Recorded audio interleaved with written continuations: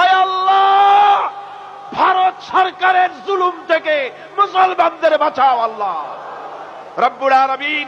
ভারত যে বাংলাদেশের সবচাইতে বড় দুশমন, একথা জাতিকে বোঝার তৌফিক দান করো আল্লাহ রব্বুল আলামিন। তুমি মেহেরবানি করে বাংলাদেশকে হেফাজত করো, বাংলার মুসলমানদেরকে হেফাজত করো। এখানে হিন্দু, খ্রিস্টান, বৌদ্ধ, চাকমা, উপজাতীয় যত রকমের মানুষ বাস করে, সকলকে সাম্প্রদায়িক মহব্বত নিয়ে, সম্প্রীতি নিয়ে, ভালোবাসা নিয়ে বসবাস করার তৌফিক দান করে দাও আল্লাহ।